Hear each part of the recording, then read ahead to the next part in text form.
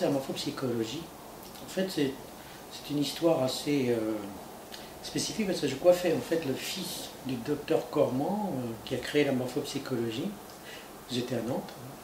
Et en fait, je lui ai demandé, alors je suis incapable de me rappeler pourquoi effectivement il faisait cette morphopsychologie et pourquoi je m'y intéressais, mais en tout cas je me rappelle lui avoir demandé, est-ce que c'est vous qui faites de la morphopsychologie d'après ce qu'on m'a expliqué. Et il me répond là-dessus, non ce n'est pas moi, c'est mon père. Ah, bon. Et il me dit pourquoi? Je dis parce que j'ai l'impression que cette morphopsychologie doit être intéressante pour notre métier, pour la coiffure, parce que ça associe la morphologie, l'explication psychologique. Donc de ce fait, il me dit, eh ben non, c'est mon père et c'est lui qui a effectivement créé cette morphopsychologie.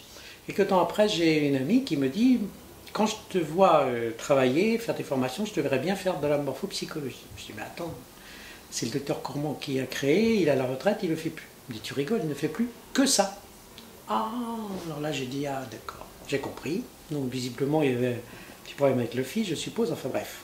Et du coup, là, bien sûr, je me suis vraiment renseigné et j'ai rencontré d'ailleurs Caroline Binet à l'époque, qui était un de ses professeurs et qui a écrit l'ABC de morphopsychologie d'ailleurs. Donc, et à partir de là, donc j'ai commencé effectivement à m'y intéresser. Et alors là, dans un premier temps, c'était plutôt pour me dire, tiens, est-ce que ça peut être intéressant pour mon métier, est-ce que je peux en tirer quelque chose? C'était plutôt un esprit personnel dans lequel j'ai fait au départ. Je ne pensais pas en tout cas pouvoir tout de suite l'associer à mon travail.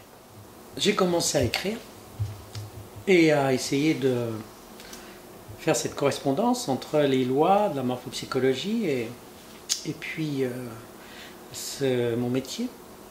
Et puis j'ai jeté les premières bases en fait, où je pensais qu'il pouvait y avoir une relation. Alors, je ne sais pas ce qui s'est passé ce soir-là, mais en tout cas c'était assez génial.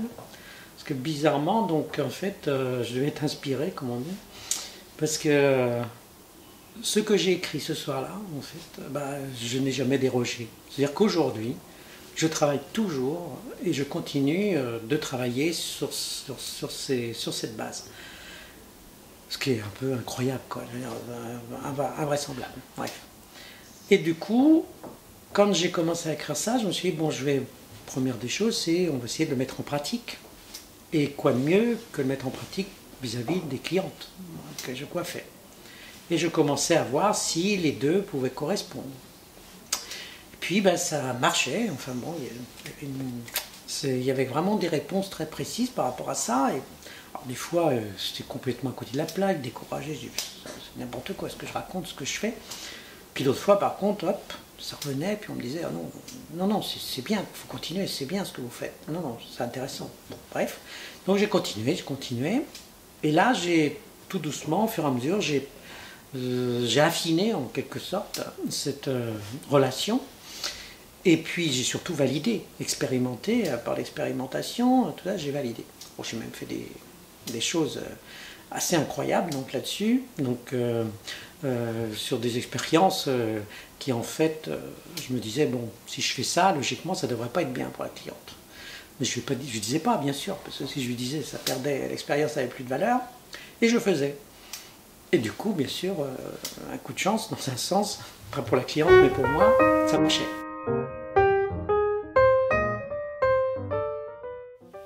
Ce fameux domaine intérieur-extérieur explique en fait vraiment le fondement même de cette relation entre la morpho et la beauté.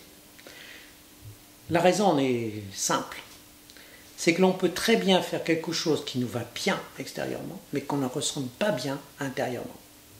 Et là, c'est absolument impalpable.